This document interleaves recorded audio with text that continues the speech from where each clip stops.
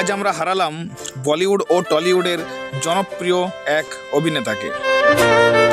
মাত্র 54 বছর বয়সে তিনি আমাদের সবাইকে চিরতরে বিদায় জানিয়ে দিলেন। আপনারা জানেন আমরা কার নাম বলছি।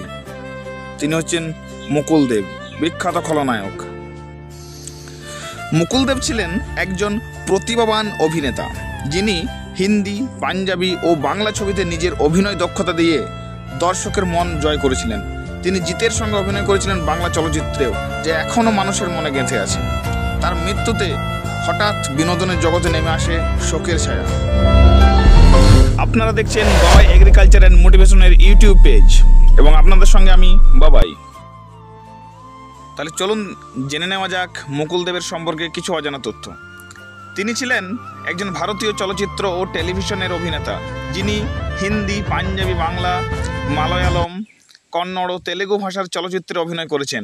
তিনি 1996 সালে সুস্মিতা সেনের বিপরীতে দস্তক চলচ্চিত্রে অভিনয়ের মাধ্যমে বলিউডে আত্মপ্রকাশ করেন। তার টেলিভিশনে অভিষেক হয় মুমকিন ধারাবাহিক বিজয় পান্ডে চরিত্রে।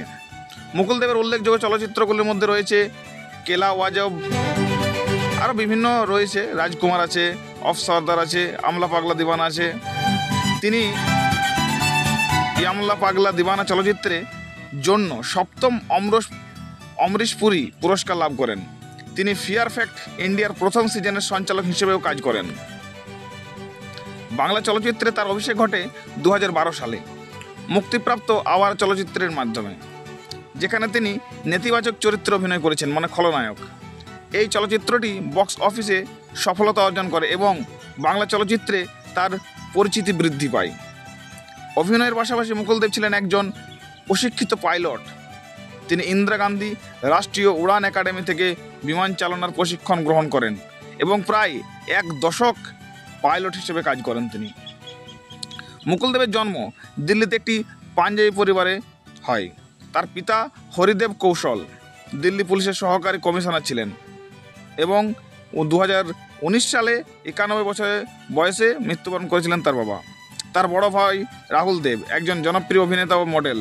2025 সালের 23 মে মাত্র 54 বছর বয়সে মুকুল দেব দিল্লিতে একটি সংক্ষিপ্ত অসুস্থতার পর মৃত্যুবরণ করেন। তার মৃত্যুতে চলচ্চিত্র ও টেলিভিশন জগতে শোকের ছায়া নেমে আসে। আপনি ভালো থাকুন, সুস্থ থাকুন এবং যেখানেই থাকুন যেন আপনি ভালো থাকেন, এই কামনা করি। তো বন্ধুরা, এতক্ষণ তোমাদের সঙ্গে ছিলাম আমি বাবাই এগ্রিকালচার অ্যান্ড মোটিভেশনের ইউটিউব থেকে। জানাই অনেক অনেক শ্রদ্ধা। আপনি ভালো থাকুন।